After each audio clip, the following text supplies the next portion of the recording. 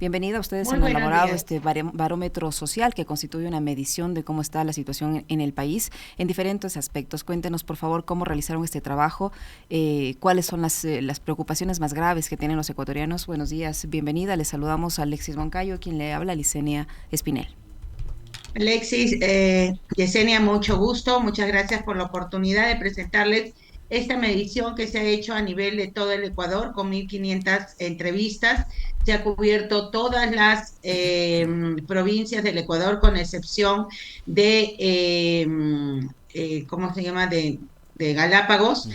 Tiene un margen de error de más o menos 2,5. Se hizo del 9 al 13 de enero y cubrimos distintas variables que también las medimos en el Perú para tener en algunos casos un efecto comparativo, ¿no? Y que nos permitan ir siguiendo el estado de ánimo de los ecuatorianos. Ujú. Por ejemplo, una cosa importante es señalar que hoy día, después de un poco más de un año de, de que asumiera el mando Daniel Noboa, la población ecuatoriana se encuentra dividida entre quienes sienten que el país va por el camino correcto y quienes sienten que no lo está. Ya hay una visión dual en el país que se refleja de alguna manera en un estado de ánimo todavía predominantemente negativo cuando se les pide evaluar cuál es la situación del Ecuador.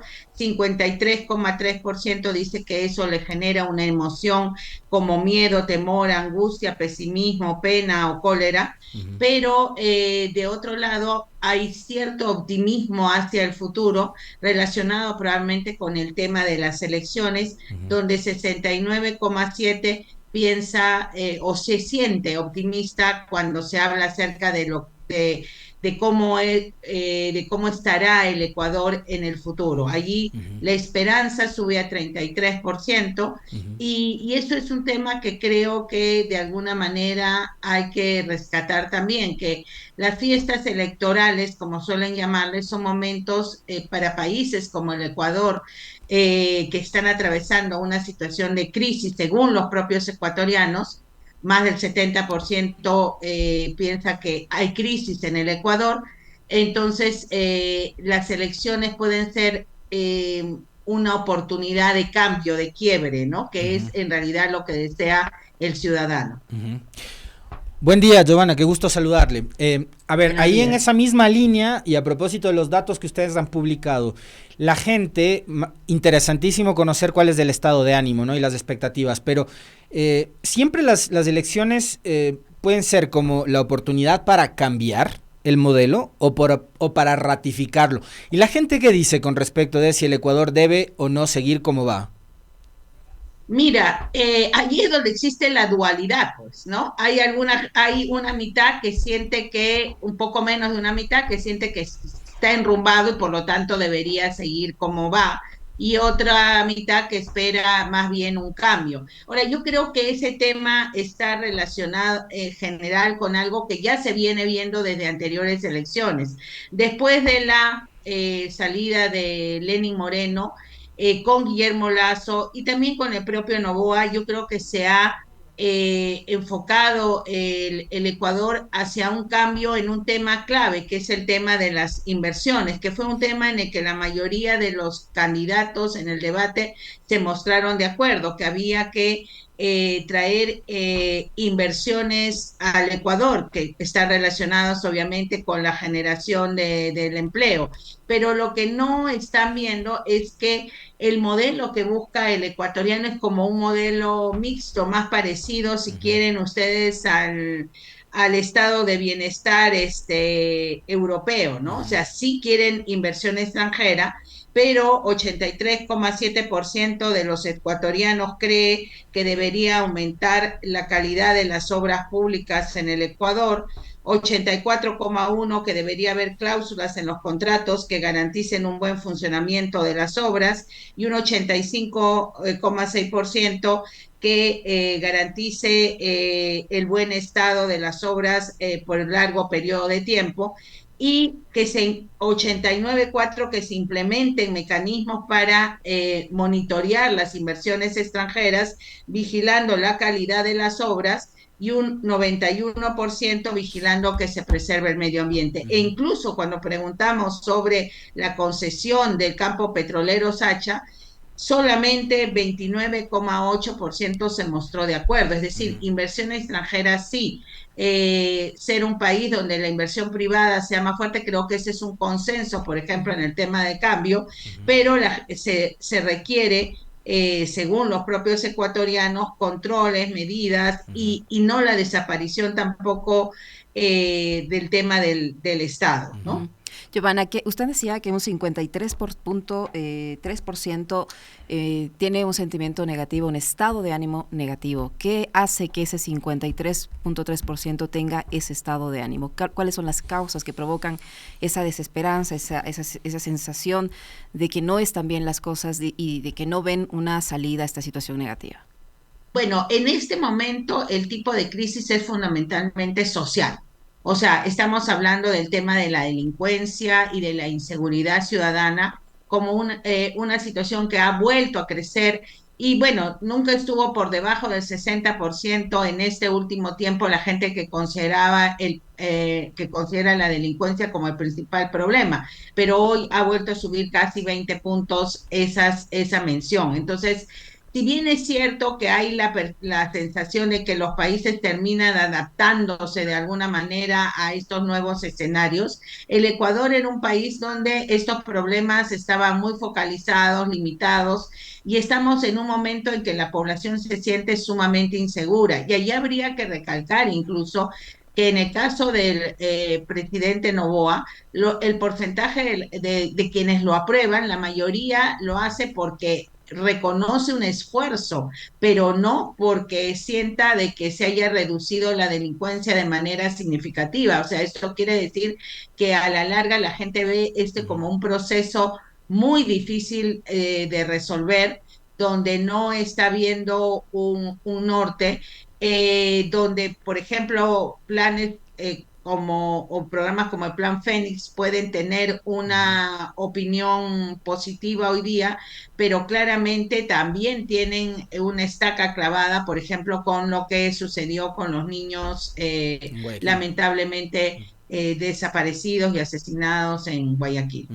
Ahora mismo, de hecho, circula información. Habrá que ver si es que en las próximas horas el Ministerio del Interior, la ministra Palencia, o ratifican o desmienten de que en lo que vamos de este mes ya superamos las 500 muertes violentas, algo así como 520 muertes violentas. Entonces habrá que ver información oficial sobre este dato que ha generado escándalo. Ahora, a partir de esto también, Giovanna, vemos que el país sí parece que está como partido en dos, ¿no?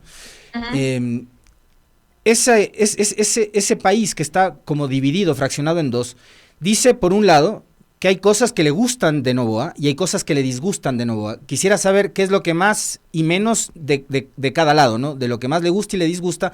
A propósito también de una campaña comunicacional que he visto desde ayer, de parte del gobierno, que habla de obras de verdad, que tiene que ver con algo que señalaba Giovanna, ¿no? Que la gente probablemente dice, sí, o sea, hay mucha publicidad sobre el Plan Fénix, hay mucho TikTok, mucho post en redes sociales, pero la verdad es que no se ve obras. Entonces el gobierno empieza a hablar de obras de verdad, pero yo me imagino que algo también les habrá salido en estos estudios de opinión que revisa a diario el gobierno.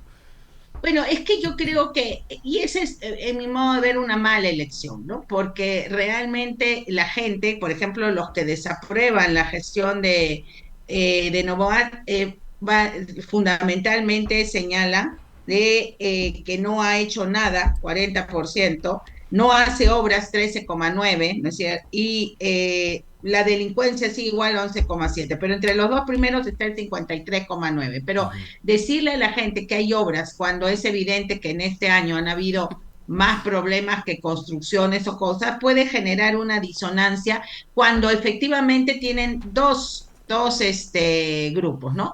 Un sector que aprueba a Noboa, pase lo que pase, haga lo que haga y diga lo que diga.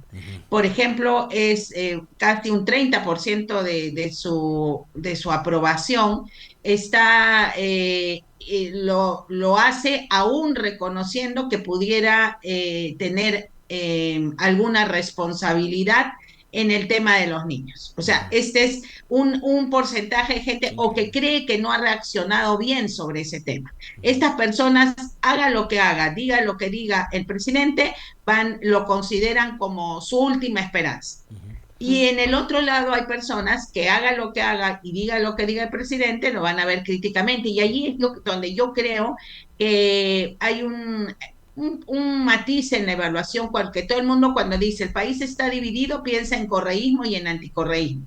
Pero en esta oportunidad hay dos ejes. Hay también un novoísmo y un antinovoísmo. Por ejemplo, cuando nosotros preguntamos por mejor presidente, 38, que ha tenido el Ecuador, 38% dice Rafael Correa y Daniel Noboa dice 21%. O sea, una cifra importante para alguien que ha tenido un año en el poder. Pero cuando preguntamos el peor presidente, 30,7 dice Rafael Correa y 20,1 dice Daniel Noboa. Entonces, estamos viendo que hay allí dos ejes de oposición, ¿no es cierto? Que probablemente se retroalimenten inversamente, o sea, cuando sube el novoísmo, baja el correísmo, y cuando sube el correísmo, baja el apoyo al presidente, o sube el anti-Noboa. Entonces, está fragmentado el país por eso. Digamos, las razones fundamentales son la falta de resultados, y creo que habrían otros elementos adicionales que la oposición no ha mencionado, por ejemplo, en el debate, que tienen que ver con la necesidad de un pedido de licencia, que tiene que ver con la situación de la vicepresidenta electa y de la vicepresidenta elegida, que tiene que ver con los recursos del Estado en la campaña electoral, temas que han sido desaparecidos totalmente del discurso, y que sin embargo a un sector importante de los ecuatorianos no les parece bien la forma como se están se está actuando en esos aspectos. Giovanna, usted menciona que hay un 30% de novoísmo. Yo le pregunto en ese sentido, frente a ese 53,3% que está con una situación negativa, un desánimo, un estado de ánimo negativo, ¿a quién está beneficiando el gobierno del presidente Daniel Noboa? Si vemos evidentemente que obras no hay, que seguridad no hay, que no hay medicinas, que no hay salud, que no hay empleo, que la economía está en depresión, que posiblemente ingresemos ya en recesión pura, etcétera, etcétera, para nombrar todas las cosas que nos ha ocurrido. Si vemos que hay irrespeto a los derechos humanos, que estamos siendo sancionados a nivel o señalados a nivel internacional por organismos como la ONU en varios aspectos, ¿a quién está beneficiando el gobierno del presidente Daniel Noboa? En realidad ya venía aumentando el tema del porcentaje de gente que piensa que el gobierno de Noboa beneficia fundamentalmente a la gente de dinero, a la gente más rica, pero hay que reconocer que en la última medición se ha incrementado el tema de beneficio al pueblo. Y esto está relacionado con tres cosas. Primero, por ejemplo, la crisis de los apagones.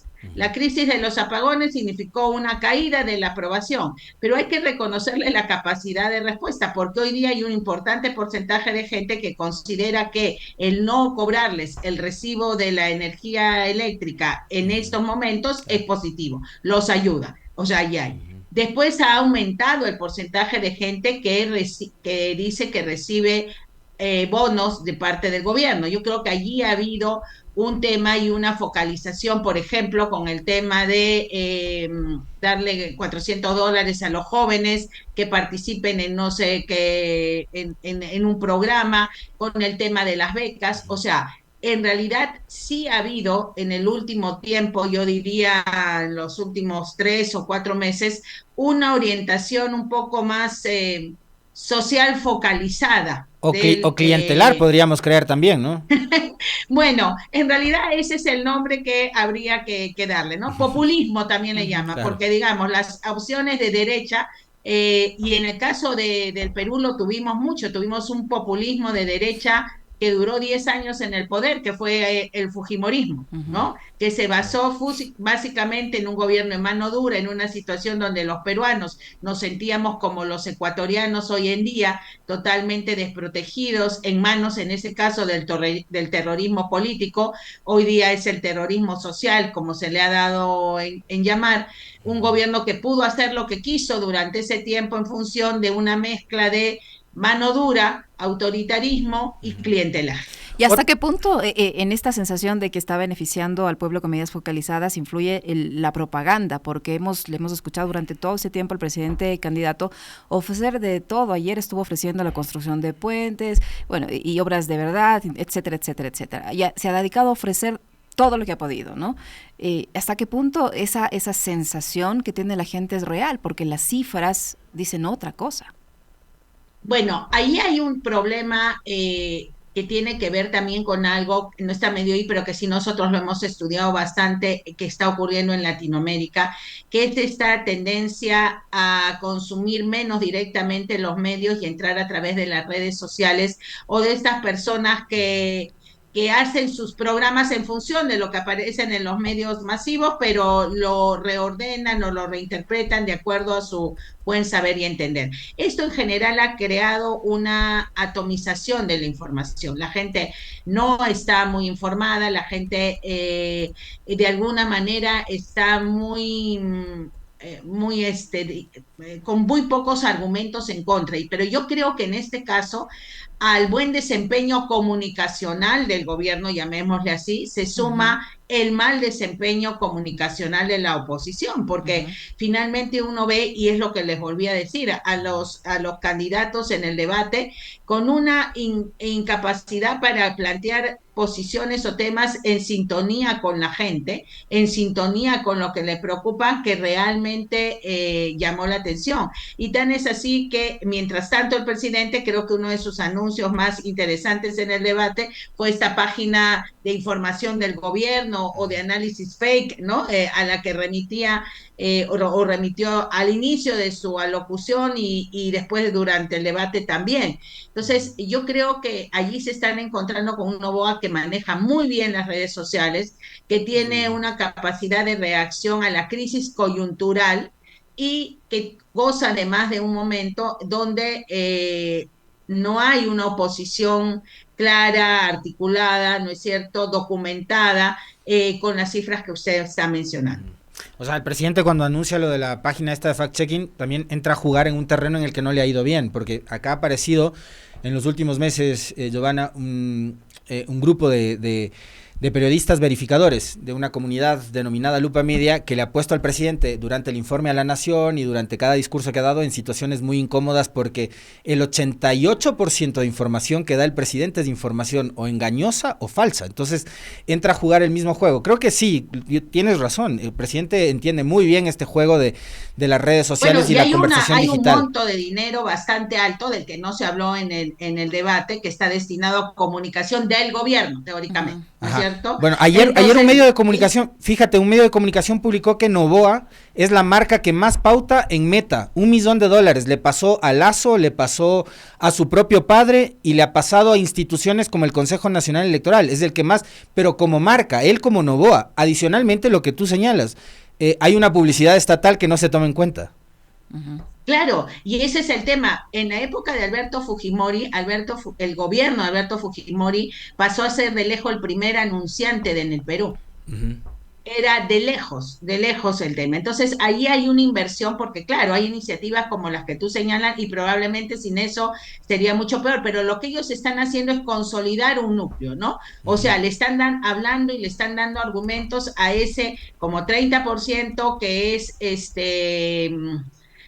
duro, ¿no es cierto?, en su respaldo, y le está dando argumentos a este sector y está impidiendo que sea afectado por la opinión contraria. Ese es un mecanismo que normalmente aplican a los gobiernos, ¿no? Que, digamos, uno lo consideraría válido en la medida de que necesitan generar de alguna manera legitimidad, siempre y cuando sean basados obviamente en hechos reales y no en distorsiones, esta necesidad de comunicar. Pero el problema se da cuando hay también estas duplicidades entre candidato y gobierno, ¿no? Que lo mismo pasó con Alberto Fujimori acá, incluso había allí chistes o memes, para ponerlo en lenguaje actual, sobre si nos estaba hablando el presidente o el candidato, ¿no? El presidente o el candidato. Y esa duplicidad era la que teóricamente la legislación pretendía evitar. Ahora, Giovanna, una cosa que me llama profundamente la atención también del estudio que ustedes han hecho es cómo la política del Ecuador ahora mismo se circunscribe a dos nombres, ¿no? Rafael Correa, Novoa. Rafael Correa y Daniel Noboa, o a Rafael Noboa, como dijo Tizería en el debate. A ver, ¿esto por qué me llama la atención? Primero, digamos, porque el número de candidatos que hay, o sea, finalmente termina siendo que hay 14 que, excepto Isa y Andrea González, por ahí estos dos, el resto no existen, por un lado. Y por otro, ¿cómo sigue tan viva la imagen de Correa durante todo este tiempo, a pesar de estar fuera, a pesar de no ser un actor político activo en la participación de los procesos electorales de 2017, 2021, 2023 y ahora? Y en medio de todas esas, las elecciones seccionales también, ¿no? La del 19, la del 23, o sea, ya vamos teniendo varias elecciones en las cuales Correa no ha estado en la papeleta, pero sigue siendo el personaje del que más se habla y sigue siendo, por un gran número de ecuatorianos, considerado el mejor presidente. Ahora, en el caso del peor presidente, me llama la atención que también se circunscriba la conversación a estos dos y pasen de agache Guillermo Lasso y Lenín Moreno, que probablemente sí son los peores presidentes de la historia de este país. Claro, porque esa es la oposición en la que se está manejando hoy día, y efectivamente esta desaparición de Guillermo Lasso y Lenín Moreno de los primeros lugares se ha ido dando conforme ha calentado el proceso electoral, ¿no es cierto? Y donde lo que está quedando es como una discusión entre si lo que hay que hacer es el modelo de lo que los correístas llamaban la década ganada, o si hay que seguir al nuevo Ecuador, ¿no? Que es lo que señala el presidente Noboa, aunque hay que señalar que en el caso del presidente Noboa, el tema de la delincuencia, y este era un tema que me había olvidado, finalmente lo termina él salvando de alguna manera en este año, y puede parecer contradictorio, porque a la vez que es su peor problema el no mostrar avances, la sensación de inseguridad y de que esta sea percibida como un legado por algún sector de los gobiernos anteriores, y allí también ha habido campañas, hace que la gente sienta o un sector de la gente hace que le sienta que tenga que darle oportunidad y no entrar a los temas económicos donde las posiciones son menos claras. ¿No es cierto? Donde cuando tú a la gente le hablas de concesiones, privatizaciones, donde le hablas del tema de las pensiones, de cómo trabajar una serie de cosas, allí la gente comienza a dividirse más de otra manera, ¿no? Pero sí, efectivamente, el tema de Correa es que se han encargado de mantenerlo vivo sus opositores, ¿no? O sea, esto es un poco como en algún momento fue la Kirchner en Argentina, y en un momento porque finalmente Macri logra aparecer no solo cuando habla negativamente de ella, sino cuando mete en un mismo bolsón a todos los políticos, ¿no? O sea, a todo lo que se había hecho de alguna manera, incluso a los que estaban en su mismo espacio. Entonces, hay pues hay una retroalimentación, y además también de señalar que comunicacionalmente el correísmo siempre ha sido eficiente, y además que en 10 años o un poco más de gobierno que tuvo, el correísmo también hubieron muchos sectores que se sintieron beneficiados, ¿no? Ahora, conforme pasa el tiempo, también hay que ver allí que necesitan la elaboración de nuevos mensajes. Muy interesante. Para finalizar, Giovanna, yo solo quisiera una respuesta rápida a esto, con todos los datos que nos ha entregado. Hay muchos sectores que señalan que el Ecuador, tal como está ahora, con todos los problemas que tiene, y a eso sumándole la sistemática violación de la Constitución por parte de las principales autoridades del país, y la vista o la poca o nula atención que las entidades que tienen que controlar que se cumpla la Constitución le han dado, estamos atravesando la peor crisis que ha vivido el país en las últimas décadas. ¿Qué dice la gente a la que se le hizo el estudio? ¿Cree que es la peor de las crisis o cree que es una de las tantas crisis que el Ecuador ha tenido? 43% cree hoy día que es la peor de las crisis, 31,3% que es una más de las tantas, pero ahí tenemos 74,3% que asocia la palabra crisis al Ecuador. Esa cifra es muy alta, la del 41%. En general es una situación que afecta a toda Latinoamérica, pero hay que reconocer que el pico se llegó antes de la muerte cruzada, ¿no? Uh -huh. Antes de la muerte cruzada llegaron a tener 61,8% que pensaba que era la peor crisis. Bueno, en realidad no es que no se sabe si es que se están solucionando las cosas o, como dije al principio, uno termina adaptándose a todo, ¿no? A todo. El ser humano termina Resiliente. normalizando situaciones que en otro momento hubiera considerado inaceptables. Ojalá que eso no se asiente en el Ecuador.